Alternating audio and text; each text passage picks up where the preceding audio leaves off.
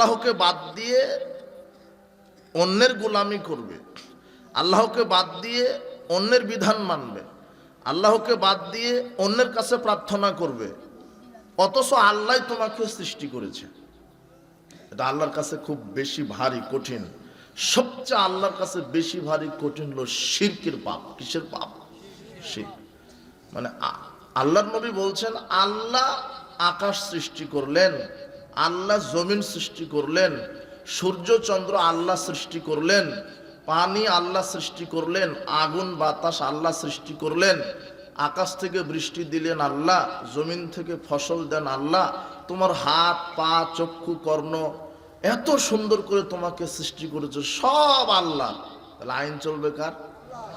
কিন্তু সেই আল্লাহর আইন বাদ দিয়ে আপনি নিজে মাতবাড়ি শুরু করে দিয়েছেন, তাহলে আল্লাহ রাগ করবে না?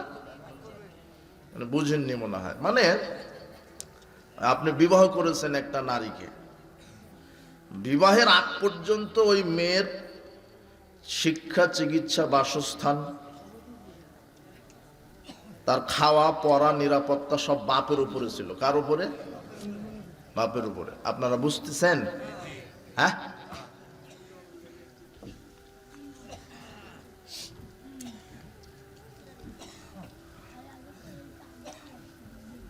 সব কার উপরে ছিল? বাপের উপরে। কথা বুঝেননি? যেদিন আপনি কবুল বললেন, কি বললেন? কবুল, সেই দিন থেকে তার শিক্ষা, চিকিৎসা, বাসস্থান, তার সব ভরণ পোষণ কার উপরে? স্বামীর উপরে, তাই না? এখন আপনি আপনার স্ত্রীকে খেতে দেন, আপনি আপনার স্ত্রীকে পড়তে দেন, আপনি আপনার স্ত্রীকে ঘর দিয়েছেন, অসুস্থ হলে আপনি চিকিৎসা করেন, সব আপনি করেন। তারপর আপনার স্ত্রী যদি অন্য কোনো পুরুষের খেদমত করে, আপনার কেমন লাগবে? সব আপনি দেন, কিন্তু আপনার খেদমত না করে আর একজন পুরুষের কি করে? অথবা ঘরের মধ্যে ঢুকে দেখছেন আপনার স্ত্রীর ডান পাশে অথবা বাম পাশে একটা পুরুষ বসে আছে, তো আপনি জিজ্ঞাসা করছেন স্ত্রীকে যে ওই পুরুষ কে? তো বলছে যে আপনার মতোই আর একজন। হ্যাঁ, তখন আপনার কেমন লাগবে? খেতে দেন আপনি, পড়তে দেন আপনি, অথচ আপনার আনুগত্য না করে অন্য জনের আনুগত্য করে। তো মানুষকে খেতে দিচ্ছে কে? পড়তে দেয় কে? অসুস্থ হলে রোগ মুক্তি করান কে? আকাশের স্রষ্টা কে? জমিনের স্রষ্টা কে? তাহলে আইন চলবে কার? চলছে কার? আমাকে লিখে দিয়েছে বিষয়ভিত্তিক আলোচনা করেন। আমার বিষয় তো সামাজিক জাহেলিয়াত। তো সমাজে আল্লাহর আইন বাদ দিয়ে মানুষের আইন চলা, এটাও একটা কি? হ্যাঁ, আর আমি আয়াত তেলাওয়াত করেছি, আফা হুকমাল জাহিলিয়াতি ইয়াবগুন, তারা জাহেলি আইন চায়। ওয়ামান আহসানু মিনাল্লাহি হুকমান লিকাউমি ইউকিনুন, আল্লাহর চাইতে উত্তম আইনদাতা, বিধানদাতার কে আছে? কেউ আছে? আর আল্লাহর আইন যদি আপনি মানেন, নিরাপত্তা পাবেন। আল্লাহ নিজে বলছেন, ফালিয়াবুদু রাব্ব হাযাল বাইত, এই ঘরের রবের ইবাদত, এই ঘরের মালিকের ইবাদত করো। মানে মসজিদের মালিক কে? কাবা ঘরের মালিক কে? আল্লাহ নিজে বলছেন সূরা কুরাইশ, আপনারা জানেন না? হ্যাঁ, সূরা কুরাইশ আল্লাহ বলছেন তোমরা এই কাবা ঘরের মালিকের ইবাদত করো, এই কাবা ঘরের মালিকের বিধান মানো, তাহলে কি হবে?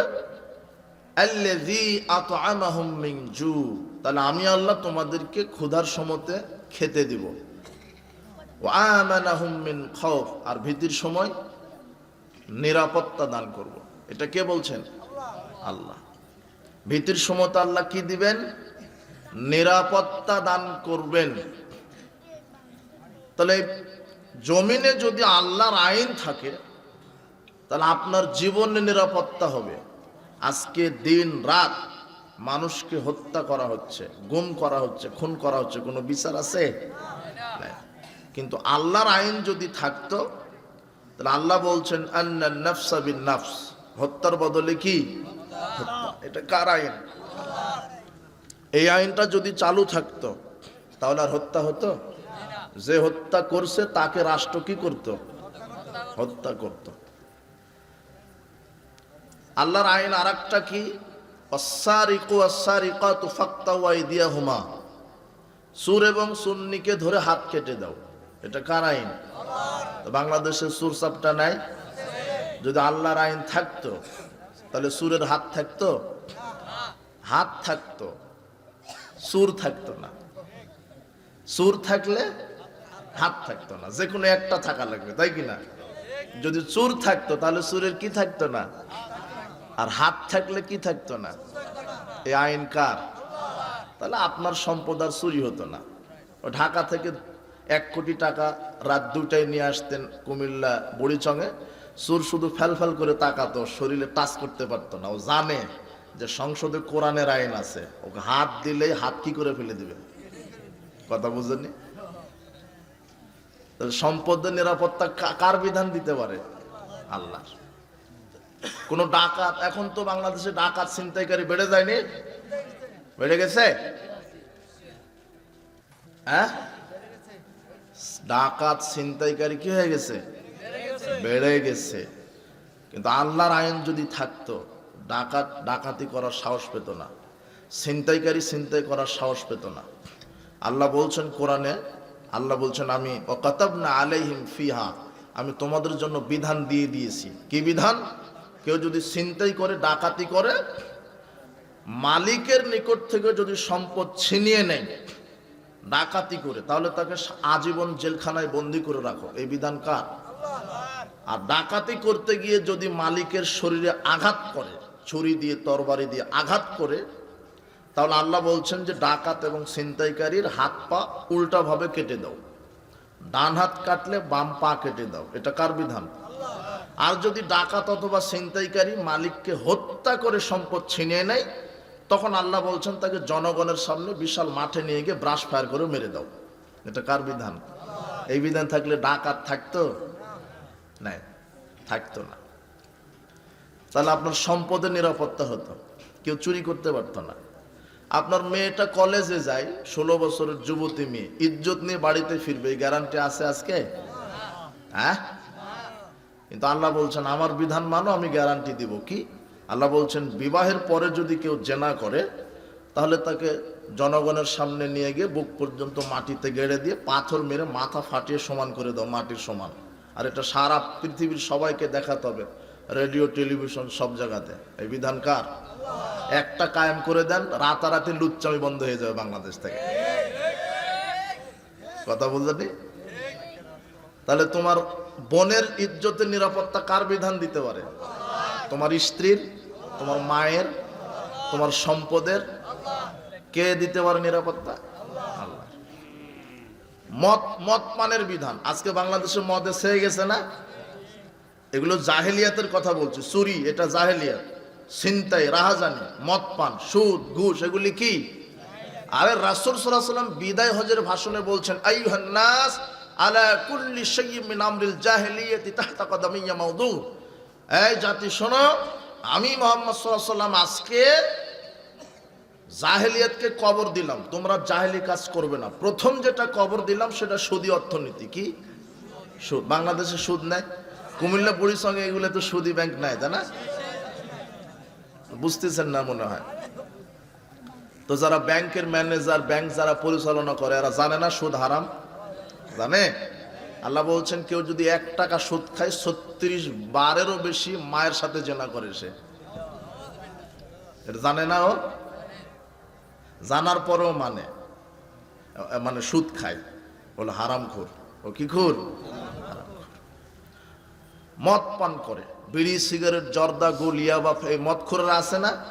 ইয়াবা, জর্দা, বিয়ার, হুইস্কি, এই যে মদখোর আছে না সমাজে, জর্দাখোর আছে না? এটা যদি শরিয়া আইন কায়েম থাকতো বাংলাদেশে, তো যত মদখোর আছে এদেরকে রাষ্ট্র ধরতো, ধরে 40টা করে জুতা পিটা করতো। কয়টা করে? এটা কার বিধান? আল্লাহ। আল্লাহ বলছেন যারা মদ খাবে তাদেরকে প্রথম অবস্থায় 40টা জুতার বাড়ি দিবে। কয়টা? আবার খাইলে 80টা। আবার খাইলে রাষ্ট্র যারা নেতা তারা বসে বলবে যে না, এ তো মদ খাওয়া ছাড়ে না, 5 বছর জেল দাও, 2 লক্ষ টাকা জরিমানা করো। এভাবে করতো। তাহলে মদখোর থাকতো সমাজে? তাহলে মদ বন্ধ হয়ে যেত কার বিধান চালু করলে? হ্যাঁ, তাহলে এখন সবাই তো সমাজে মদখোর, প্রায় মদ খায়, বিড়িখোর, সিগারেটখোর আছে না? আছে। জর্দাখোর, এগুলো হচ্ছে জাহেলিয়াত। এগুলি কি? জাহেলিয়াত। আল্লাহ বলছেন দুর্নীতি করো না, ওয়ালা তাকুলু আমওয়ালাকুম বাইনাকুম বিল বাতিল, জনগণের সম্পদ অন্যায়ভাবে ভক্ষণ করো না। দুর্নীতি করা জাহেলিয়াত। দুর্নীতি করা কি? দুর্নীতি মানে দশের সম্পদ চুরি করা, আত্মসাৎ করা, রাষ্ট্রীয় সম্পদ চুরি করা, আত্মসাৎ করা। এই যুবক এইদিকে দেখো, দুর্নীতি করা জাহেলিয়াত। আবু হুরায়রা রাদিয়াল্লাহু আনহু বলছেন, আহাদা রাজুলুন লিরাসূলিল্লাহ সাল্লাল্লাহু আলাইহি ওয়াসাল্লাম গোলামান, রাসূল সাল্লাল্লাহু আলাইহি ওয়াসাল্লামকে এক ব্যক্তিকে হাদিয়া দেওয়া হলো। রাসূল সাল্লাল্লাহু আলাইহি ওয়াসাল্লামকে বলা হলো যে এই ব্যক্তিটা আমরা আপনাকে হাদিয়া দিলাম। ইউকালু লাহু মিদআম, নাম হচ্ছে মিদআম। কি নাম? মিদআম নামের এক ব্যক্তিকে রাসূলকে উপহার দেওয়া হলো। কেন? আপনার খেদমত করবে। আপনার কি করবে? খেদমত করবে। অজুর পানি এগিয়ে দিবে, গোসলের পানি এগিয়ে দিবে, আপনার গাড়ি পরিষ্কার করবে, জুতা ছেন্ডাল এগিয়ে দিবে। আপনার খাদেম, আমরা আপনাকে দিলাম, নেন। তো রাসূল সাল্লাল্লাহু আলাইহি ওয়াসাল্লাম নিলেন। ইয়াহুত্তু রাহমান লিরাসূলিল্লাহ সাল্লাল্লাহু আলাইহি ওয়াসাল্লাম, একদিন মেদাম নামের খাদেমটি রসুলের হাওদা ঠিক করছিলেন। উটের পিঠে একটা বসার আসন, সেটা হলো হাওদা বলে। কি বলে? হাওদা। উটের পিঠে সুন্দর একটা সোফা সেটের মতো বসার আসন, ওটা পরিষ্কার করছিলেন মেদাম। ইজ আসাবাউ সামুন আয়রুন, হঠাৎ করে একটা তীর কোন দিক থেকে এসে মেদামের শরীরে লেগে গেল। ফাকাতালাহু, মেদাম মারা গেলেন। ফাকালান নাস হানিয়ান লাহুল জান্নাহ, তখন লোকেরা বলল, বাহ, রসুলের খাদেম জান্নাতবাসী হয়ে গেল। রসুলের খাদেম, রসুলের কাজ করে, শ্রেষ্ঠ মানুষ, শ্রেষ্ঠ রসুল, তার খাদেম মারা গেছে, তাহলে অবশ্যই কোথায় যাবে?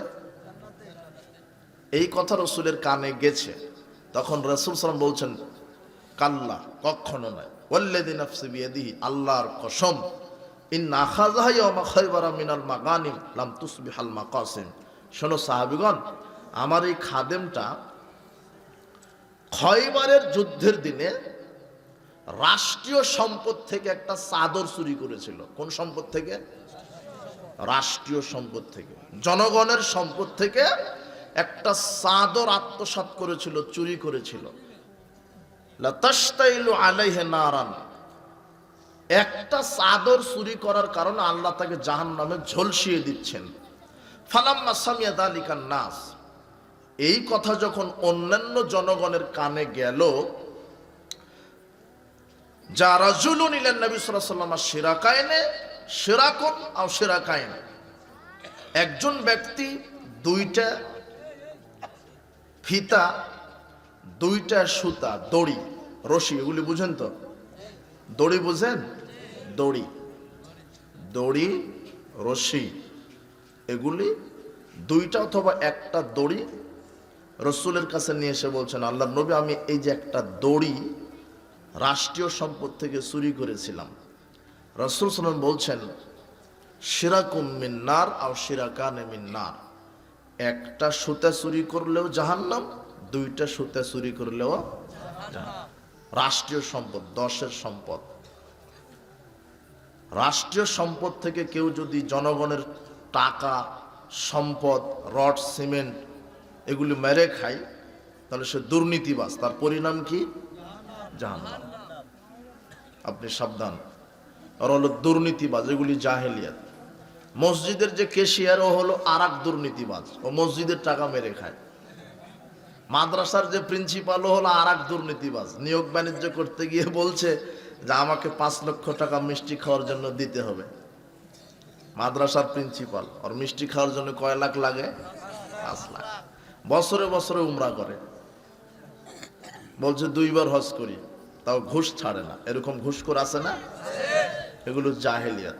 প্রায় অফিস আদালতে এক একটা চিটার বাটপার বসে আছে, ভূমি অফিসে, ইনকাম ট্যাক্স অফিসে, পাসপোর্ট অফিসে, ভিসা অফিসে, সব জায়গাতে দাগা দাগা হারামখোর বসে আছে। এরা নামাজও পড়ে, আবার ঘুষও খায়। ওই ঘুষ দিতে দেরি হলে বলে তাড়াতাড়ি দেন, সালাতের সময় হয়ে যাচ্ছে তো, সালাত আদায় করে। এরা হলো ইমানদার মুনাফিক। এরা কি মুনাফিক? এগুলি জাহেলিয়াত। রাসূল সাল্লাল্লাহু আলাইহি ওয়াসাল্লাম বলছেন, লা ইয়াদখুলুল জান্নাতা জাসাদুন গুযিয়া বিল হারাম। ওই দেহ জান্নাতে যাবে না যেই দেহ হারাম খায়। ওই দেহ জান্নাতে যাবে না যেই দেহ হারাম খায়। হারাম ভক্ষণ যে করে, সুদ খাওয়া জাহেলিয়াত, ঘুষ খাওয়া জাহেলিয়াত, দুর্নীতি করা জাহেলিয়াত, চুরি করা জাহেলিয়াত, মাদক সেবন করা জাহেলিয়াত, জেনা ব্যভিচার করা জাহেলিয়াত, গান বাজনা জাহেলিয়াত। আল্লাহর নবী বলছেন, মান দা বিদাওয়াল জাহেলিয়া, যারা এই রকম জাহেলি কর্মকাণ্ডে আসক্ত হবে, যারা এই রকম জাহেলি কর্মকাণ্ডে নিযুক্ত থাকবে, ফাওয়ামিন জুসা জাহান্নাম, সে জাহান্নামের খড়ি হবে। আল্লাহ তাকে জাহান্নামের কি বানাবেন? খড়ি। যে এই রকম সুদ, ঘুষ, দুর্নীতি, জেনা, ব্যভিচার, গান বাজনা, জুয়া, লটারি, মাদকতা এর সাথে সম্পৃক্ত থাকবে, আল্লাহ তাকে জাহান্নামের খড়ি বানাবেন। আজকে দেখো ঘরে ঘরে জুয়া ঢুকে গেছে। মোবাইলের মাধ্যমে জুয়া খেলে, তাস খেলে, ছক্কা খেলে, লুডু খেলে, ফ্রি ফায়ার, পাবজি, ঘরে ঘরে মোড়ে মোড়ে মুসলমানের বাচ্চা খেলে।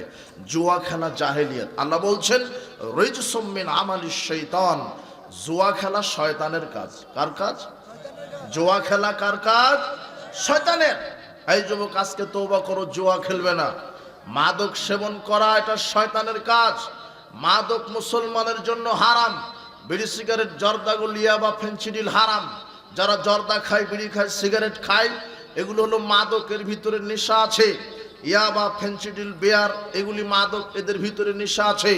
আল্লাহর নবী বলছেন, কুল্লু মুস্কিরিন খামরুন, প্রত্যেক নেশাদার দ্রব্য মদ।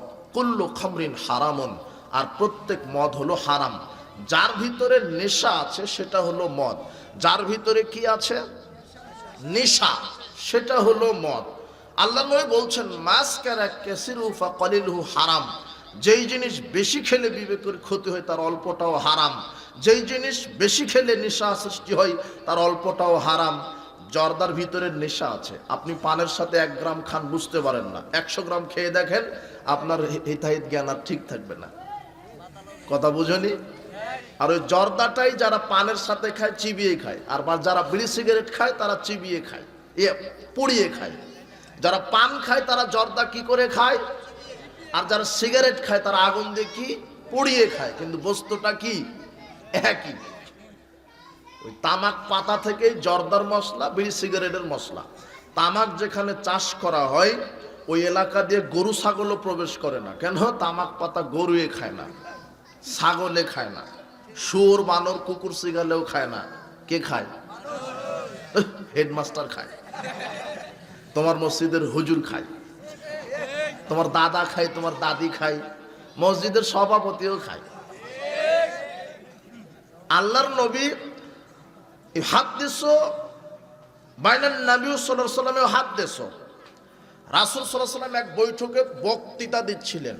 ইজজারা বিয়ুন, হঠাৎ করে একটা লোক এসে বলছেন, ইয়া রাসূলুল্লাহ মাতা সাত, আল্লাহর নবী কিয়ামত কখন হবে? কিয়ামত কখন হবে? তখন আল্লাহর নবী বলছেন, ইদা দুইয়াতিল আমানাত ফান্তাজিরিস সাত, যখন আমানত বিনষ্ট হয়ে যাবে তখন তুমি কিয়ামতের জন্য অপেক্ষা করো। বেদুইন লোকটা বলছে, কাইফাইযাতুহা, কিভাবে আমানত বিনষ্ট হয়?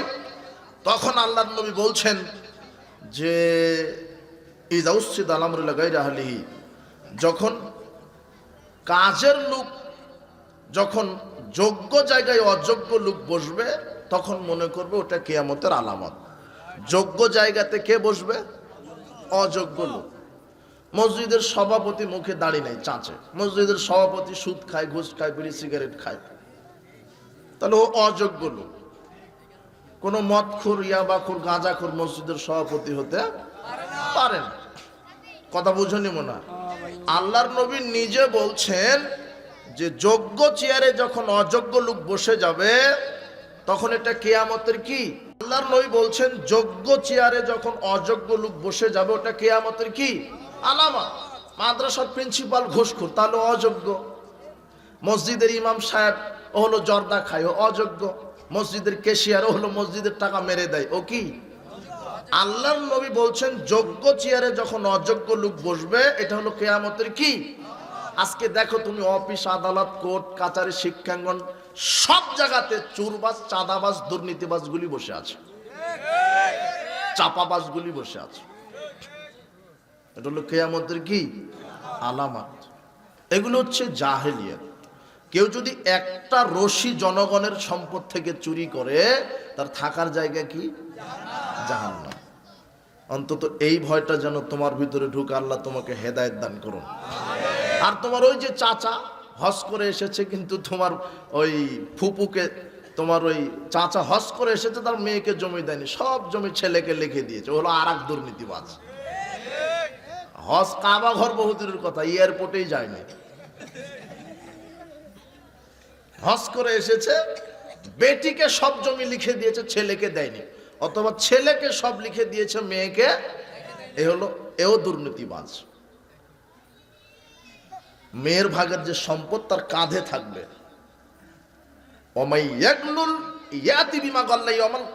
আল্লাহ কোরআন মাজিদে বলছেন যে যতটুক দুর্নীতি করবে।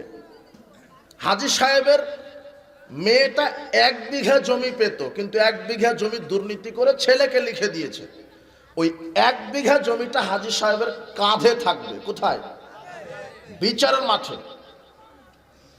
যেদিন কিয়ামত অনুষ্ঠিত হবে সেদিন হাজী সাহেবের কাঁধে কত বিঘা জমি? 1 বিঘা। 1 বিঘা জমি নিয়ে হাজী সাহেব ঘুরবে, সারা কিয়ামতের মাঠের মানুষ দেখবে ওই যে দুর্নীতিবাজ হাজী সাহেব। আর যারা জনগণের মানুষের হক নষ্ট করে এদের পিছনে একটা আল্লাহ পতাকা টাঙিয়ে দিবেন, বড় পতাকা, যেখানে লেখা থাকবে গাদ্দার। কি লেখা থাকবে? লোকেরা দেখে চিনতে পারবে ওই যে মেম্বার সাহেব দুর্নীতিবাজ। কথা বোঝেনি মনে হয়? এটা আল্লাহ বলছেন। ওই যে মসজিদের ক্যাশিয়ার হলো দুর্নীতিবাজ, ওই যে মসজিদের ইমাম সাহেব দুর্নীতিবাজ, ওই যে প্রিন্সিপাল সাহেব হলো দুর্নীতিবাজ।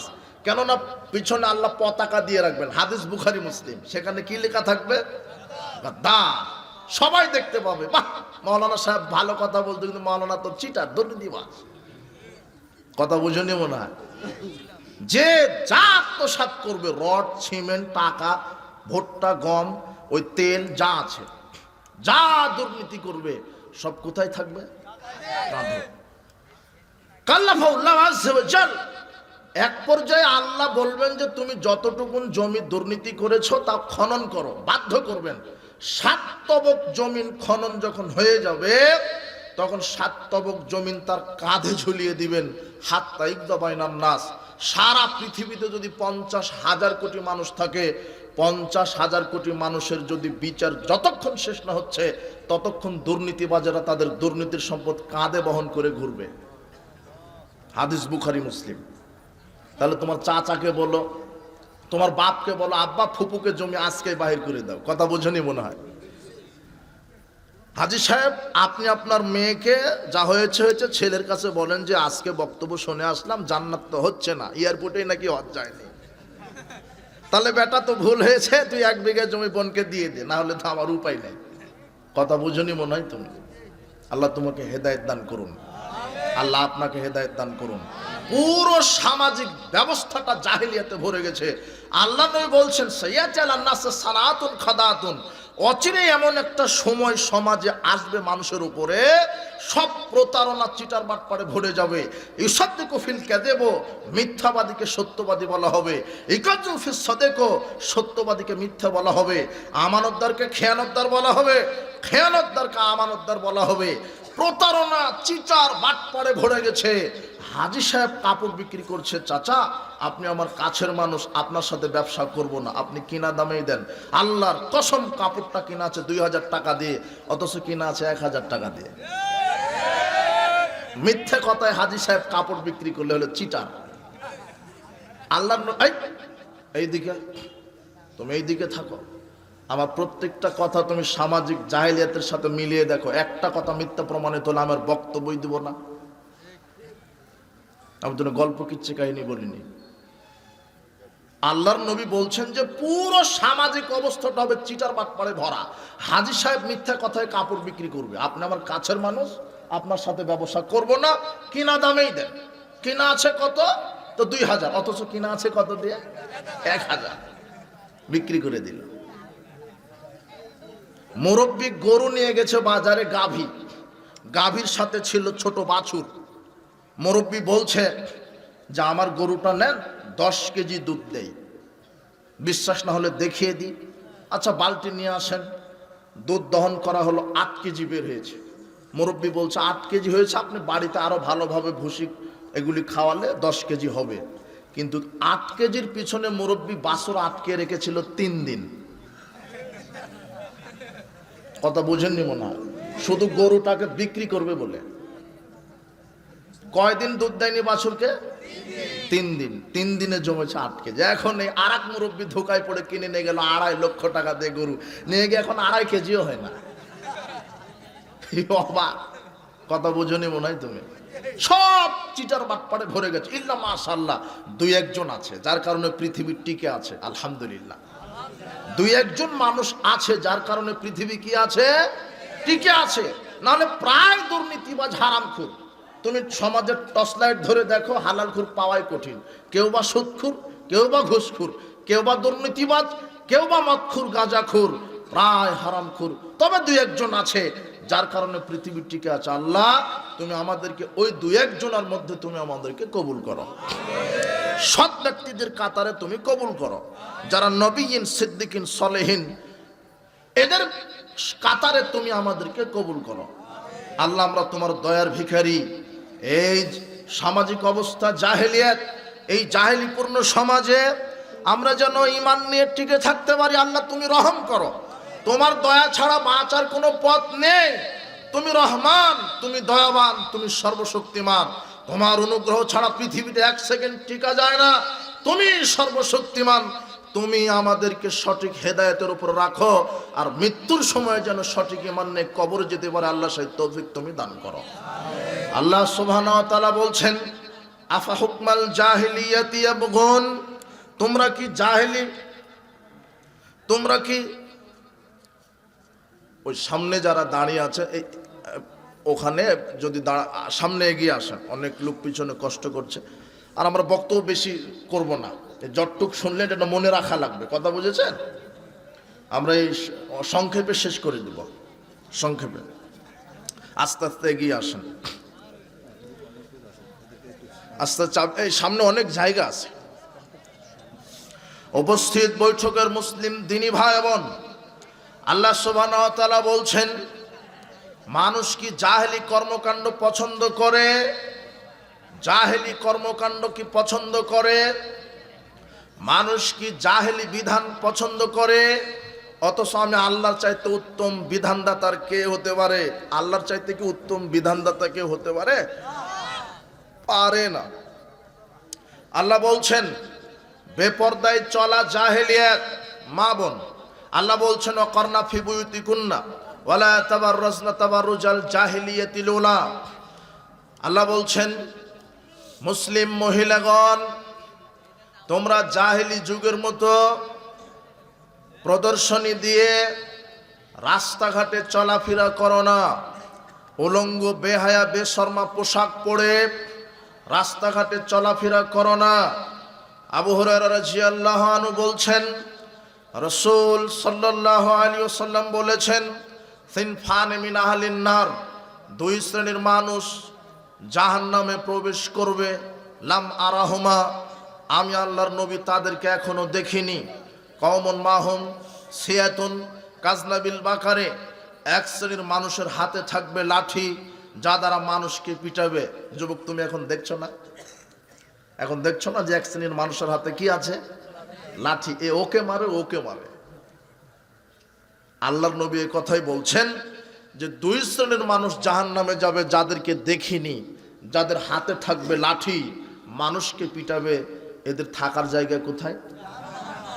দ্বিতীয়, নিসাউন কাসিয়াতুন আরিয়াতুন মুমিলাতুন মায়লাতুন।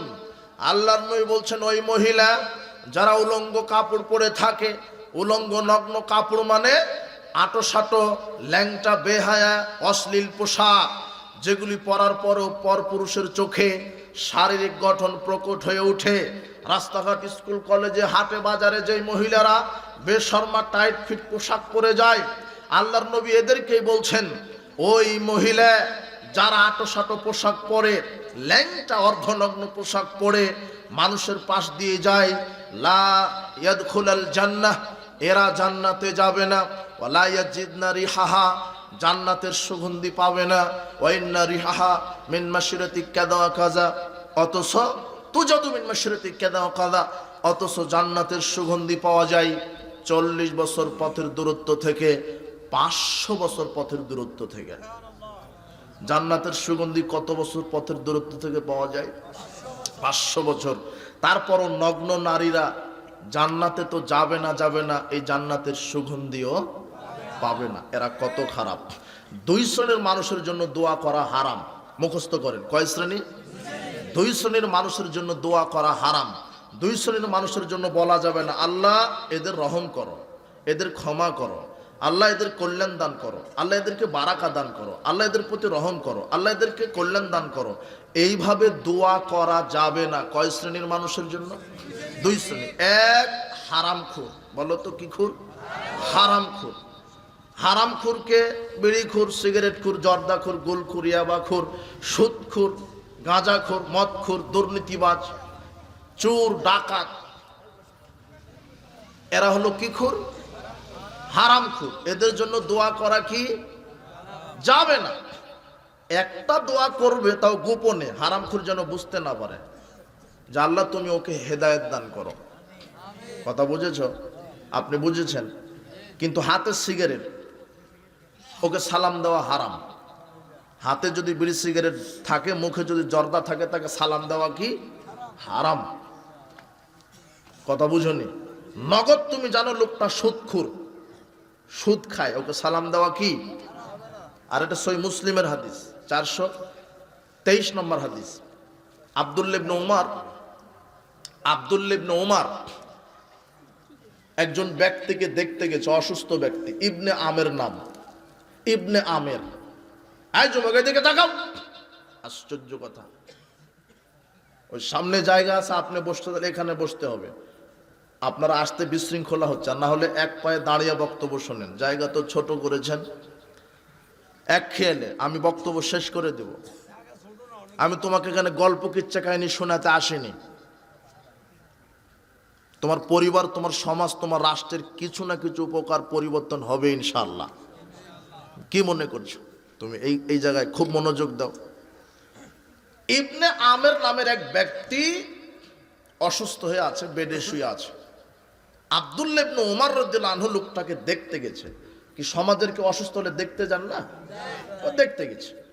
যেই দেখতে গেছে, অসুস্থ ব্যক্তিটা বলছেন আলা তাদুল্লাহ আলী, হে ইবনে উমর, আপনি আমার জন্য আল্লাহর কাছে একটু দোয়া করেন যাতে আল্লাহ আমাকে সুস্থতা দান করে। তখন আব্দুল্লাহ ইবনে উমর মুখের ওপরে বলে দিলেন কুনতা আলাল বাসরা, আরে আপনি তো বসরার মন্ত্রী ছিলেন। বসরার কি ছিল? মন্ত্রী। আপনি তো বসরার গভর্নর ছিলেন, আর বসরার গভর্নর মন্ত্রী থাকা অবস্থায় জনগণের তেল, ভুট্টা, গম চুরি করেছেন। কাজে আপনার জন্য দোয়া চলবে। হাদিস মুসলিম। তোমার জাতিকে এটা যেন এই হাদিস বোঝার তৌফিক দান করে। কোন চাঁদাবাজ, কোন দুর্নীতিবাজ যুবক বলছে যে ওরা 17 বছর খেয়েছে, আমরা খাবো না।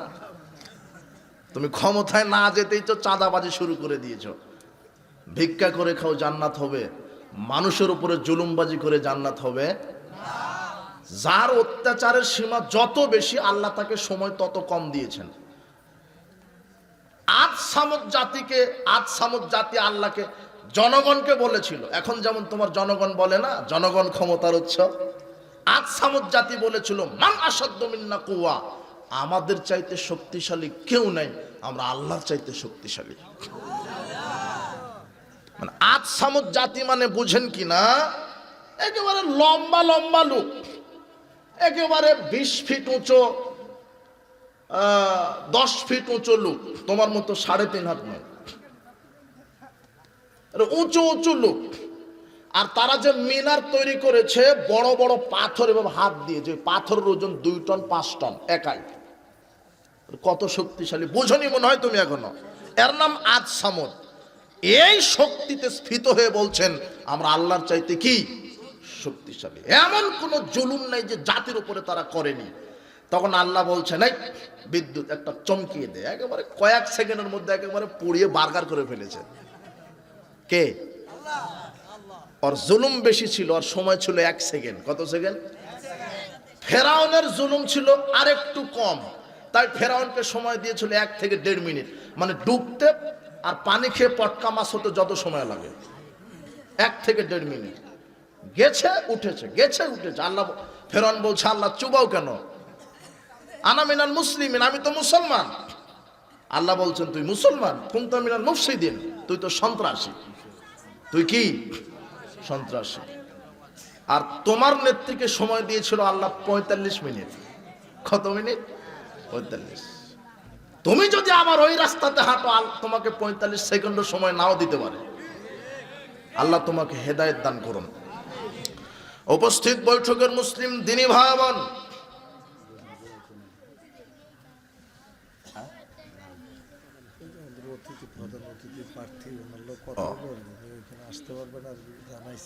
আচ্ছা আচ্ছা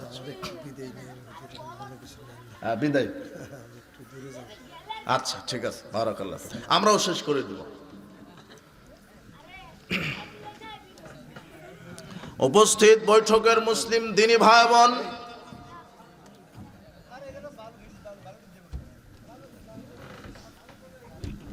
জাহেলিয়াত কয় শ্রেণীর লোকের জন্য দোয়া করা হারাম?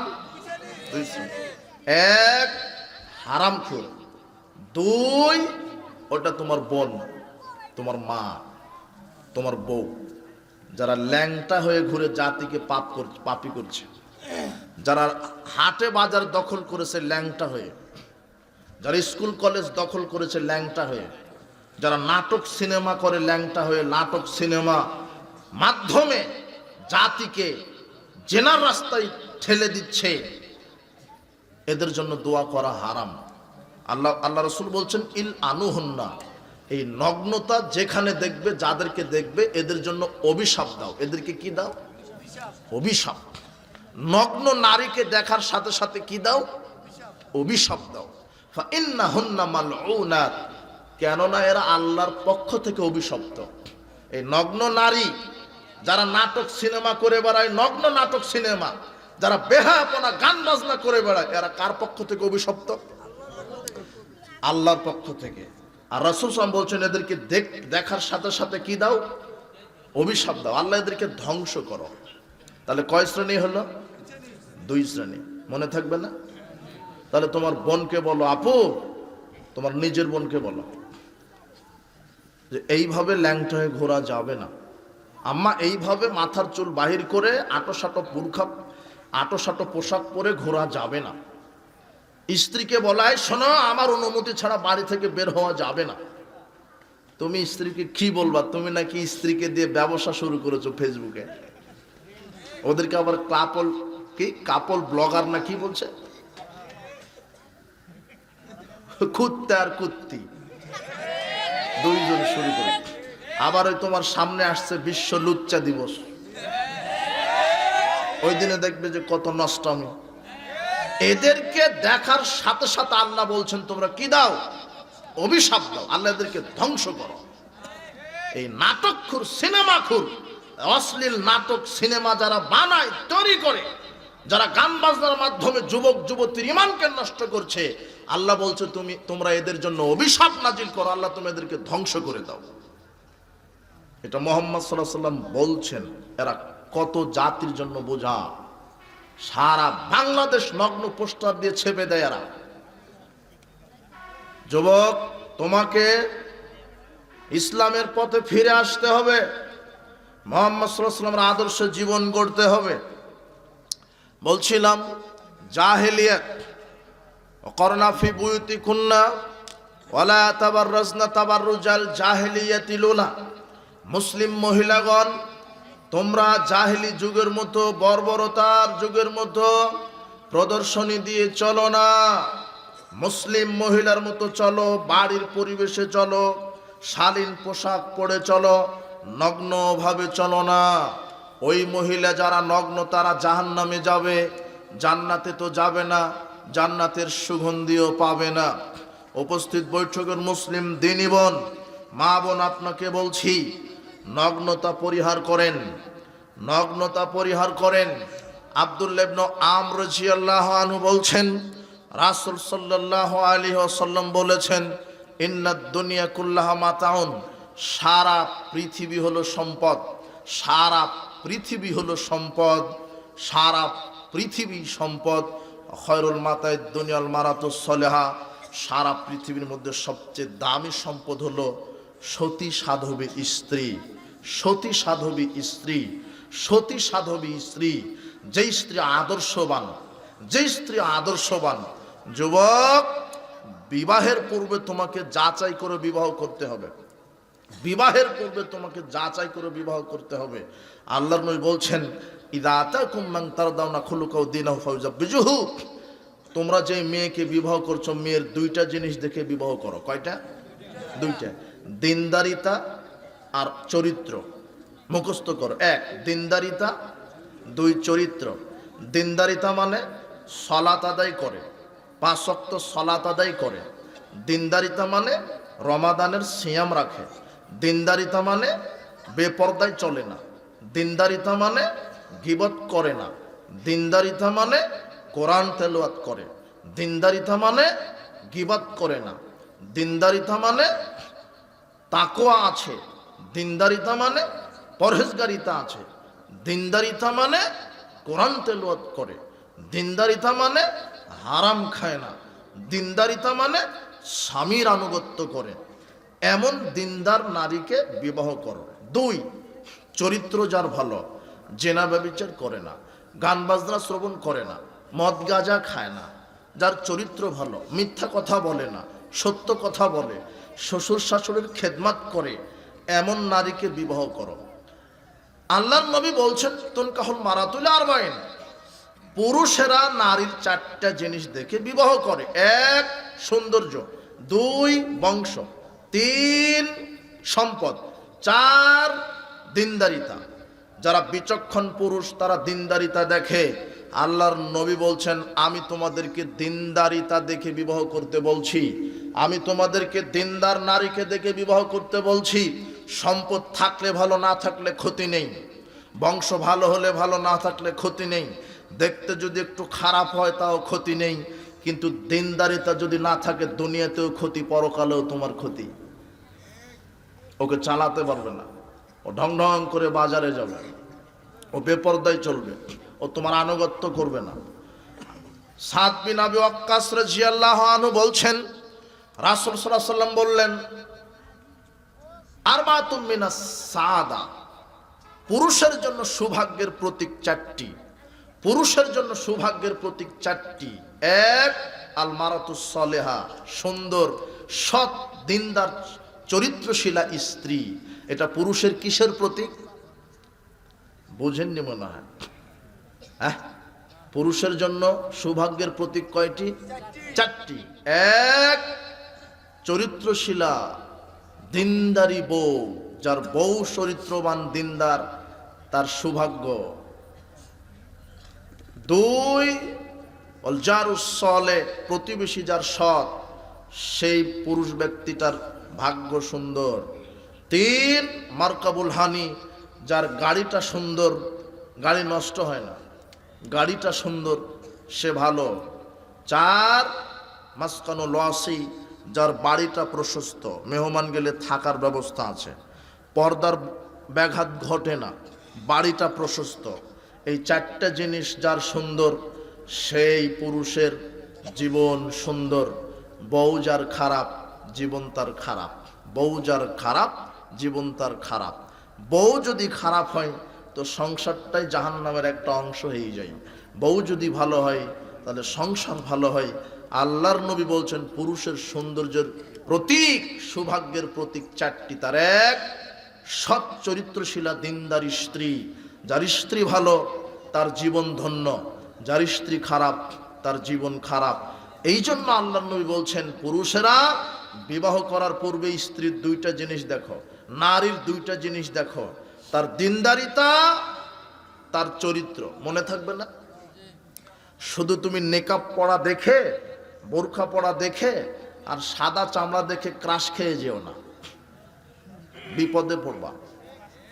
তার বংশ দেখো, তার বংশ দেখো, তার পিতা মাতার চরিত্র কেমন। আল্লাহর নবী এই কথাই বলছেন, তাজাওয়াজুল ওয়াদুদাল ওয়ালুদা, তোমরা ওই নারীকে বিবাহ করো যেই নারী বেশি বেশি বাচ্চা দিতে পারে, তোমরা ওই নারীকে বিবাহ করো যেই নারী বেশি বেশি সন্তান দিতে পারে।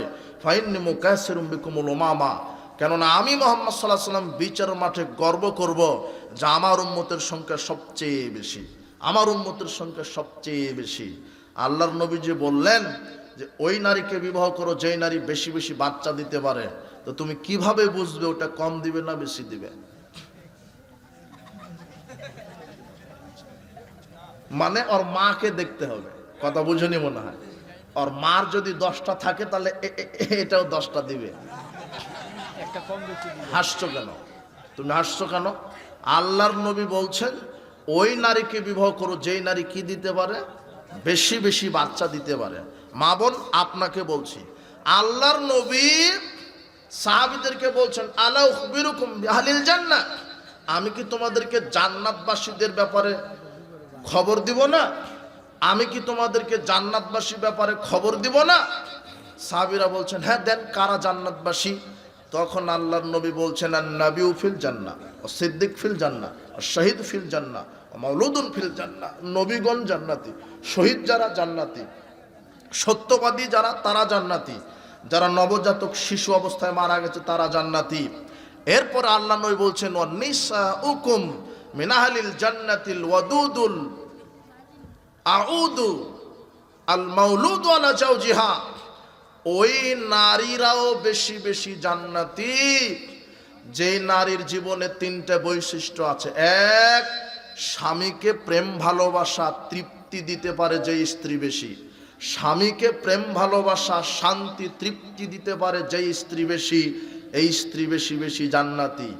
দ্বিতীয় গুণ, যেই স্ত্রী স্বামীর খেদমত করে, আনুগত্য করে, স্বামীর অবাধ্যতা দেখায় না, স্বামীর ওপরে মাতবাড়ি করে না, যেদি নয় একঘেয়ামি করে না, স্বামীর যেটা ভালো তার জন্য সেটা ভালো, স্বামীর যেটা ভালো তার জন্য সেটা ভালো, এই স্ত্রী বেশি বেশি জান্নাতি। 3, যেই স্ত্রী বেশি বেশি বাচ্চা দিতে পারে, যেই স্ত্রী বেশি বেশি সন্তান দিতে পারে, এই স্ত্রী বেশি বেশি জান্নাতি। যেই স্ত্রী বেশি বেশি বাচ্চা দিতে পারে, এই স্ত্রী বেশি বেশি জান্নাতি। সন্তান বেশি হলে দুনিয়াতে লাভ, পরকালে লাভ। সন্তান বেশি হলে দুনিয়াতে লাভ, পরকালে লাভ। সন্তান যদি বেশি হয়, 10টা হলো, আপনি একজন, 11 জন, একটা ফুটবল টিম। আর 11 বাপ বেটা যদি লাঠি নিয়ে মাঠে নামেন তাহলে গোটা কুমিল্লা আপনার একাই, সামনে কেউ আর আসছে না। আর 10 জন ছেলে যদি চাকরি করে, ব্যবসা করে, বিদেশ যায়, দেখবেন যে অ্যাকাউন্টে শুধু টাকা আর টাকা। শক্তিও বেশি, টাকাও বেশি, ক্ষমতাও বেশি।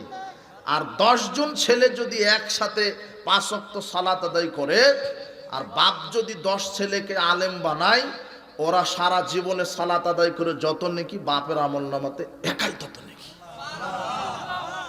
বাপ বলেছে এই বেটা সালাত আদায় কর, এই বেটা অজু এইভাবে কর, এই কোরআন তেলাওয়াত করো। বাপকে শিক্ষিত হতে হবে, মাকে শিক্ষিত হতে হবে।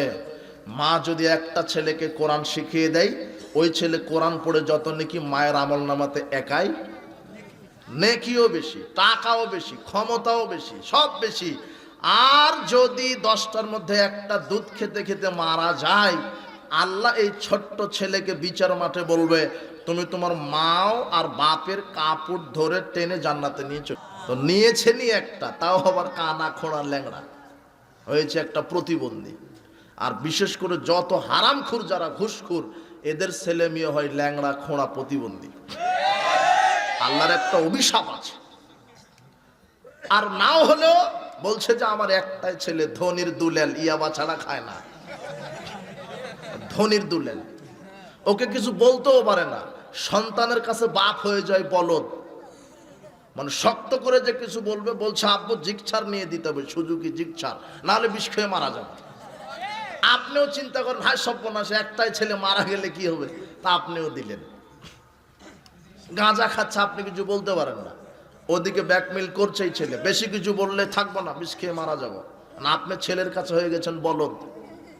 আর 10টা যদি থাকতো, হোক না 2টা খারাপ, 8টা তো ভালো, কথা বুঝেন নিব না।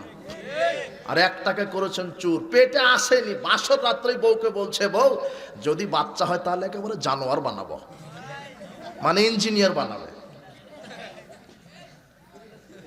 বাচ্চা হলেই ডাকাত বানাবো, মানে ডাক্তার বানাবে, ডাক্তার মানে ডাকাত, 2-1 জন ব্যতীত। আছে অনেক ভালো ডাক্তার আছে, আমরা তাদের প্রশংসা করি, দোয়া করি, তাদেরকে তাকওয়ার ভিত্তিতে ডাক্তারি করার তৌফিক দান করুন। কিন্তু অধিকাংশই চিটার বাটপার, অধিকাংশই যারা ইঞ্জিনিয়ার তারা রড সিমেন্ট, রাষ্ট্রীয় সম্পদ চুরি করে খাচ্ছে। ইঞ্জিনিয়ার হতে নিষেধ নেই, ডাক্তার হতে নিষেধ নেই, নেতা হতে নিষেধ নেই, কিন্তু আপনার ছেলেকে আগে ইসলামী শিক্ষা দেন, শরীয়তের শিক্ষা দেন, তাহলে ভীতি ঢুকে যাবে। সে নেতা হওয়ার পরে আর রাষ্ট্রীয় সম্পদ চুরি করবে, সে ডাক্তার হওয়ার পর রোগীর সাথে প্রতারণা দিবে না। সৎ লোক নেতৃত্ব আসবে যদি আল্লাহ ভীতি থাকে। এই জন্য অভিভাবকদেরকে বলবো, পিতামাতাকে বলবো, আপনার ছেলে মেয়েকে সঠিক কোরআন শিক্ষা দেন, ইসলামের শিক্ষা দেন। উপস্থিত বৈঠকের মুসলিম দিনী ভাই বোন, আদর্শ পরিবার গঠনে শিক্ষিতা নারীর ভূমিকা অপরিসীম, দিনদার নারীর ভূমিকা অপরিসীম। যুবক, তুমি বিবাহের পূর্বে বাছাই করে বিবাহ করো। মেয়ের বাপকে বলবো যে আপনি যেই ছেলের সাথে বিবাহ দিচ্ছেন তার দিনদারিতা চরিত্র দেখেন, শুধু চাকরি আর অর্থ দেখে ছেলের সাথে বিবাহ দেন না। কিন্তু সমাজে ভুল হয়, মেয়ের বাপ শুধু দেখে যে ছেলে বেতন পায় কত, চাকরি কত বড়, গাঁজা দুপুরে খেলেও সমস্যা নেই। একটা বেনামাজির সাথে মেয়েকে উঠিয়ে দিলেন, একটা ঘুষখোরের সাথে উঠিয়ে দিলেন, জি না, বেনামাজির সাথে মেয়েকে বিবাহ দেওয়া হারাম। তাই সাবধান হন। মেয়ের বাপকে বললাম, আল্লাহর নবী বলছেন মেয়েকে যদি কোনো ছেলের সাথে বিবাহ দেন, ছেলেরও 2টা দেখতে হবে। কয়টা? 2টা, দিনদারিতা আর চরিত্র। দিনদার ছেলেকে যার মুখে দাঁড়িয়ে আছে, যার প্যান্ট টাকনোর উপরে, যে 5 ওয়াক্ত সালাত আদায় করে, যে হারাম খায় না, যে মিথ্যা কথা বলে না। দিনদারি যার ছেলে, যার প্যান্ট টাকনোর উপরে মুখে দাঁড়িয়ে আছে, যে 5 ওয়াক্ত সালাত আদায় করে, যার ভিতরে আমানতদারিতা আছে, সত্যবাদিতা আছে, সে হচ্ছে দিনদার ছেলে। যার চরিত্র ভালো, মানে যে মদ খায় না, গাঁজা খায় না, গান বাজনা শ্রবণ করে না, সন্ত্রাসী টেন্ডারবাজি করে না, মানুষের উপরে চাঁদাবাজি করে না, হারাম খায় না, যে মুহাম্মদ সাল্লাল্লাহু আলাইহি ওয়াসাল্লামের আদর্শ নিজেকে গড়ে, এই ছেলের চরিত্র ভালো। মেয়ের বাপ আপনাকে বলছি, এমন দিনদার এবং চরিত্রশীল ছেলের সাথে আপনার মেয়েকে কি দিবেন। কিন্তু মেয়ের বাপ ওই জায়গাতে ভুল করে। সাবধান, সাবধান, নাহলে পরিবার জাহেল হবে। পরিবার জাহেল হলে সমাজটা কি হয়ে যাবে? জাহেল। সমাজটা জাহেল হলে রাষ্ট্রটা জাহেল। এই জন্য সাবধান। উপস্থিত বৈঠকের মুসলিম দিনী ভাই বোন, মা বোনদেরকে বলছি, আপনারা 4টা কাজ করেন। 1, 5 ওয়াক্ত সালাত। আল্লাহর নবী বলছেন, যেই নারী 5 ওয়াক্ত সালাত আদায় করবে, রমাদানের সিয়াম পালন করবে, 2, 3 লজ্জাস্থানের হেফাজত করবে, 4 স্বামীর আনুগত্য করবে, এই নারীর জন্য আল্লাহ জান্নাতের 8টি দরজা খুলে দিবেন। মা বোনদের জন্য জান্নাতে যাওয়া সহজ। আল্লাহ কোরআন মাজিদে 2 জন নারীর আদর্শের কথা তুলে ধরেছেন। একটা হলো আসিয়া, ফেরাউনের স্ত্রী, আর একজন হচ্ছে ইমরানের মেয়ে মারিয়াম। এদের কথা তুলে ধরেছেন। এরা খুব তাকওয়াশীল, পরহেজগার নারী ছিল। মা বোন, আপনাকে আসিয়ার মতো হতে হবে, মারিয়ামের মতো হতে হবে। আল্লাহর নবী বলছেন, হাসবুকা মিন নিসাইল আলামিন, সারা পৃথিবীর মানুষের নারীদের জন্য জান্নাতে যাওয়ার জন্য যথেষ্ট হবে 4 জন নারীকে অনুসরণ করলে। কয়জন নারী? 4 জন। 1 খাদিজা বিনতে খুয়াইলিদ, খুয়াইলিদের মেয়ে খাদিজা। 2 মারিয়াম বিনতে ইমরান, ইমরানের মেয়ে মারিয়াম। 3 ফাতেমা বিনতে মুহাম্মদ, মুহাম্মদ সাল্লাল্লাহু আলাইহি ওয়াসাল্লামের মেয়ে ফাতেমা। 4 আসিয়া বিনতে মুজাহিম, মুজাহিমের মেয়ে আসিয়া তো ফেরাউন, ফেরাউনের স্ত্রী। এই 4 জন নারীর আদর্শ যদি কোনো নারী ধারণ করে, তার জন্য জান্নাতে যাওয়া যথেষ্ট হয়ে যাবে। এই জন্য মা বোনদেরকে বলছি। আর আয়েশা রাদিয়াল্লাহু আনহার ব্যাপারে রাসূল সাল্লাল্লাহু আলাইহি ওয়াসাল্লাম বলছেন, ইন্না ফাজলা আয়েশা আলান নিসায়ে কাফাজলিস সারিদ আলা সারিত তাম। সারা পৃথিবীর যত খাবার, সব খাবারের উপরে সারিদ খাদ্যের মর্যাদা যেমন, সারা পৃথিবীতে যত নারী আছে সব নারীর উপরে আয়েশার মর্যাদা তেমন। তাহলে আয়েশা খুব দামি মানুষ, আয়েশা খুব মর্যাদাশীলা নারী। আয়েশা রাদিয়াল্লাহু আনহা বেপর্দা চলতেন না, স্বামীর অবাধ্যতা দেখাতেন না। উপস্থিত বৈঠকের মুসলিম দিনী ভাই, আপনাদেরকে বলবো, আপনাদের স্ত্রীকে নসিহত করেন, স্ত্রীকে সময় দেন, স্ত্রীকে মূল্যায়ন করেন, সংসারের কাজে সহযোগিতা করেন। আপনার স্ত্রী শুধু আপনারই খেদমত করবে ঘটনা এরকম নয়, স্ত্রীর খেদমত আপনারও করতে উভয়েরই হক আছে। আপনি স্ত্রীকে সময় দিবেন, স্ত্রীকে মূল্যায়ন করবেন, স্ত্রীর রান্নার কাজে সহযোগিতা করবেন, স্ত্রীর প্রশংসা করবেন। স্ত্রীর যত প্রশংসা করবেন সে তত আপনাকে ভালোবাসবে। স্ত্রীর রান্নার প্রশংসা করবেন। অনেক বোকা পুরুষ আছে রান্নার দুষ্ত্রুটি ধরে, যে লবণ কম হয়নি, তুমি কি রান্না করেছো, কি শিখেছো, তোমাকে কিছুই শিখায়নি। না, সৎ পরামর্শ দিবেন। রান্না দুই একদিন খারাপ হতেই পারে না, তা নিয়ে স্ত্রীকে গালি দিবেন না, গালি দিবেন না, কটু কথা বলবেন না, স্ত্রী রান্নার কাজে সহযোগিতা করবেন। মা বোন দামি জিনিস, স্ত্রী দামি জিনিস, শান্তি তৃপ্তির জায়গায় স্ত্রী। আর স্ত্রীকে গালি কটু কথা বলবেন না, আর কখনো তার বয়স নিয়ে কথাই তুলবেন না, ওরা কিন্তু বুড়ি হতে চায় না। সব সময় প্রশংসা করবেন, আয়েশা তুমি খুব সুন্দর। দিন যত যাচ্ছে কখনো বলবেন না চুল পেকে যাচ্ছে, চামড়া ঘুষ পড়ে যাচ্ছে, তাহলে আর কিন্তু আর ভালোবাসবে না। দিন যত যাবে তত আপনি বলবেন, আয়েশা তুমি খুব সুন্দর হচ্ছে তো, একেবারে ডানা কাটা পরীর মতো। তখন দেখবেন যে একেবারে সারা রাত পাটিবে দিবে আপনার, কোনো সমস্যা নেই। স্ত্রী আদরের বস্তু। এই যুবক বলো তো, স্ত্রী কিসের বস্তু? আল্লাহ বলছেন লিতাস কোন ইলাইহা, স্ত্রী হচ্ছে আমি আল্লাহর পক্ষ থেকে নিদর্শন। সারা পৃথিবীর সব শান্তি তৃপ্তি আমি পুরুষের জন্য দিয়ে রেখেছি তার স্ত্রীর মধ্যে। কথা বুঝেছো? ব্যবসাতে লাভ হয়েছে, শান্তি অত পাবে না স্ত্রীর কাছে না যাওয়া পর্যন্ত। ব্যবসাতে লাভ হয়েছে, শান্তি পাবে না স্ত্রীর কাছে না যাওয়া পর্যন্ত। কঠোর পরিশ্রম করেছো, তাও শান্তি হবে না কার কাছে না যাওয়া পর্যন্ত। সব শান্তি তৃপ্তি সুখ কার ভিতরে আল্লাহ দিয়ে রেখেছেন? এটা কে বলছেন? এটা আল্লাহ। স্ত্রীরা হচ্ছে আল্লাহর পক্ষ থেকে নিদর্শন। এই স্ত্রীদের সাথে কটু মন্তব্য করবেন না, এদেরকে গালি দিবেন না, এদের সম্মান করবেন, এদের মর্যাদা দিবেন, এদের হক আদায় করবেন। অনেক স্বামী আছে তার স্ত্রীকে মূল্যায়ন করে না, সময় দেয় না, স্ত্রীর সাথে ভালো ব্যবহার করে না। সাবধান, স্ত্রীর সাথে খারাপ আচরণ করবেন না, স্ত্রীকে মূল্যায়ন করবেন, তার অধিকার আদায় করবেন। মা বোনদেরকেও বলবো, আপনারা আপনার স্বামীর খেদমত করুন। স্বামী যতই খারাপ হোক তার খেদমত করতে হবে, তাকে মূল্যায়ন করতে হবে। নারীদের জান্নাতে যাওয়ার একটা বড় মাধ্যম হলো স্বামীর খেদমত। আপনার স্বামীটা বহু পরিশ্রম করে ইনকাম করে, কম মোটা শাড়ি কিনে দিয়েছে, তাই রাগ করে বলছেন তোমার পছন্দই নাই, কি কিনে এনেছো? জি না, আল্লাহ আপনার প্রতি অসন্তুষ্ট হবে। স্বামী যেটা কিনে এনেছে হাতে পাওয়ার সাথে সাথে আপনাকে বলতে হবে আলহামদুলিল্লাহ, তুমি যা এনে দিয়েছো এটাতেই খুশি। পচা মাছ এনেছো তো কি হয়েছে, এটাতেই খুশি। তোমার ইনকাম যেমন ব্যয় তেমন। অনেক স্ত্রী আছে স্বামীকে নষ্ট করে দেয়, ঘুষ খাওয়া শিখায়, দুর্নীতি করা শিখায়, বলে তোমার বাড়িতে কি আছে, ওই যে তোমার খালাতো ভাই ওর বাড়িতে এসি ডিসি টিভি ফ্যান সব আছে, তুমি ফকিরউদ্দিন মোল্লা তোমার কিছুই নাই। এই স্বামীটা প্রত্যেক দিন এই দাজ্জাল মার্কা স্ত্রীর এই ঘুতানি শুনতে শুনতে শেষ পর্যন্ত চুরি করা শিখে। কথা বুঝেননি? এই জন্য মা বোনদেরকে বলবো, আপনার স্বামী কষ্ট করে রিক্সা চালায়, ইট ভাটায় কাজ করে, পরিশ্রম করে, চিকন শাড়ি কিনে দিক, মোটা শাড়ি কিনে দিক, পাওয়ার পরে যদি বলতে পারেন আলহামদুলিল্লাহ, আল্লাহ আপনার জন্য জান্নাতের 8টি দরজা খুলে দিবে। যুবকেরা আজকে তওবা করো, সন্ত্রাসের কাতারবদ্ধ হবে না, চাঁদাবাজি করবে না, ঘুষ খাবে না, সুদ খাবে না, জেনা ব্যভিচার করবে না, মদ পান করবে না, গান বাজনা শ্রবণ করবেন না। যারা অভিভাবক এসেছেন, আপনার ছেলে মেয়ের প্রতি আপনি সতর্ক হন, তাদেরকে কি শিক্ষা দিচ্ছেন, নাহলে পরিণাম ভয়াবহ, দুনিয়াতে অকল্যাণ, পরিণাম জাহান্নাম পরকালে। সাবধান। আজকের ইসলামী সম্মেলন থেকে কয়েকটা উপদেশ: 1, যে কোনো মূল্যে 5 ওয়াক্ত সালাত। 2, যে কোনো মূল্যে হালাল রুজি। এক, যে কোনো মূল্যে 5 ওয়াক্ত সালাত। 2, যে কোনো মূল্যে হালাল রুজি।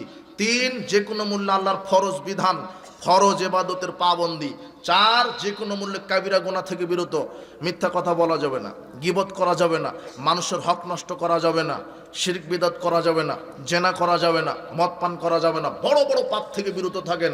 5, যার নাম মানুষ তার সাথে ভালো আচরণ করেন, ইহুদি হোক, খ্রিস্টান হোক, হিন্দু হোক, বৌদ্ধ হোক, মুসলিম হোক, অমুসলিম হোক, দূর প্রতিবেশী হোক, নিকট প্রতিবেশী হোক, যার নাম মানুষ, মানুষ হিসেবে মানবিকতার দিকে তার সাথে ভালো আচরণ করবেন, আল্লাহ ক্ষমা করবেন, ইনশাআল্লাহ জান্নাত হবে ইনশাআল্লাহ। আজকের ইসলামী সম্মেলন যারা যেভাবে সহযোগিতা করেছে, আল্লাহ তুমি তাদেরকে পূর্ণ যাজায় খায়ের দান করো। আজকের ইসলামী সম্মেলনে যারা যত নারী পুরুষ এসেছে, আল্লাহ তুমি তাদেরকে কোরআন সুন্নাহ বুঝে মানার তৌফিক দান করো। আল্লাহ তুমি আমাদের পাপগুলিকে ক্ষমা করে দাও। আল্লাহ তুমি আমাদেরকে দীর্ঘ সুস্থ নেক হায়াত দান করো। আল্লাহ কোরআন এবং সহিহ সুন্নাহ মেনে যেন চলতে পারে সেই তৌফিক তুমি দান করো। মৃত্যুর সময় যেন সঠিক ঈমান নিয়ে কবরে যেতে পারে সেই তৌফিক তুমি দান করো। বারাকাল্লাহু ফিকুম, জাযাকুমুল্লাহ খায়র। সুবহানাকা আল্লাহুম্মা ওয়া বিহামদিকা, আশহাদু আল্লা ইলাহা ইল্লা আনতা, আস্তাগফিরুকা ওয়া আতুবু ইলাইক। আসসালামু আলাইকুম ওয়া রাহমাতুল্লাহি ওয়া বারাকাতুহু।